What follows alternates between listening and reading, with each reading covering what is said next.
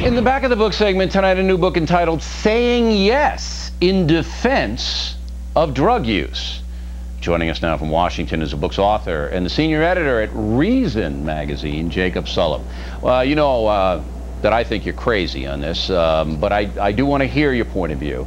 But I want you to just straight up address this, that you don't feel it's inherently wrong for people to use chemicals to alter one's mood or mind. That's right. I don't think there's anything inherently wrong with that. It all depends upon how you do it. Just as with alcohol, we judge people's behavior by its consequences, by whether they do it moderately or to excess, by whether they do it responsibly or not.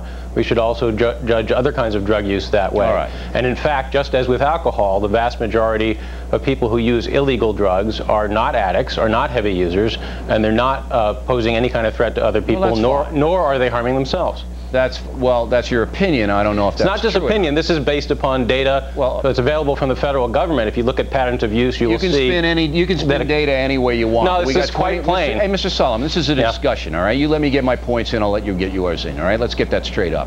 Now, you got 27 million alcoholics in this country, all right? You got 10 million people who are drug dependent, either illegally or on prescriptions. That's 37 million Americans that have trouble in their lives because of chemical dependence.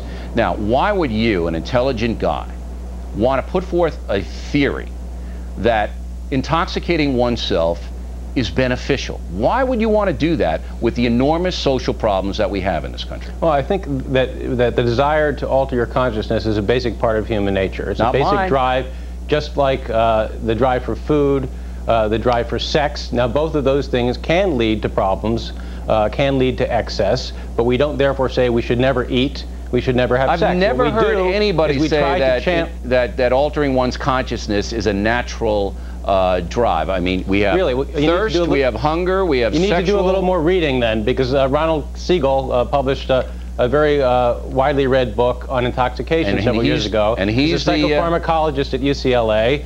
This is a point that has also you can been made believe by that, Andrew but it's not widely accepted by biologists that intoxicating oneself is a natural drive. I'll put that right on the record. If you look across cultures, you will find consistently that people find ways throughout history and across cultures to alter their consciousness. Yeah, they find ways, but it's bad for them. It doesn't always involve drugs. Well, I would argue that in moderation is not bad for them. It's good for them. But why do you want to push this? See, look, we got a tremendous problem with children and substance. Tremendous. Why do you want to push this? Why not say, look, if you have to do it privately, if you have to, but why encourage it? I think that's so irresponsible. The war on drugs imposes tremendous costs on all of us. But people are reluctant to consider alternatives to it because they're afraid that if we allow... And the alternative is do your own thing.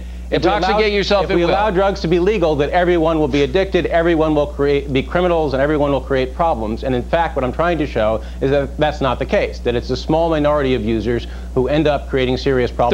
37 million Americans is not a small minority. You're counting alcohol as well. Look, 37 million Americans have trouble with substance. Their lives are out of control. It's not a small problem. The fact that alcohol can be abused does not mean that alcohol should be illegal. It's all the same thing. You got 1 million drunken driving cases every year. 1 million! The biggest component of what you're talking about involves legal drugs. My point is... It doesn't matter whether it's legal or illegal.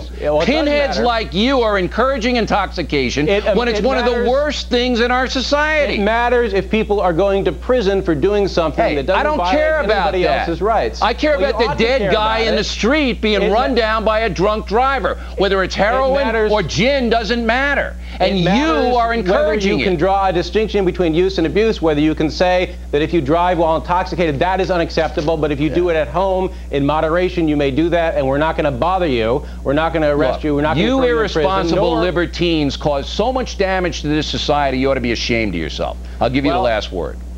My message is not a message of libertinism, it's a message of responsibility, and I'm saying we should apply responsibility across the board, regardless of the current legal status of the substance. Let me break this to you gently, all right? Temperance getting intoxicated is not responsible. Drugs. Let me break this to you. Getting intoxicated is not responsible. So you don't drink coffee, you never drink alcohol, you don't smoke cigarettes? I'm not even going to get into it.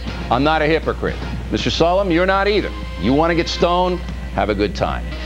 Don't get in a car, and don't come near my family. Next, we'll wrap things up with the most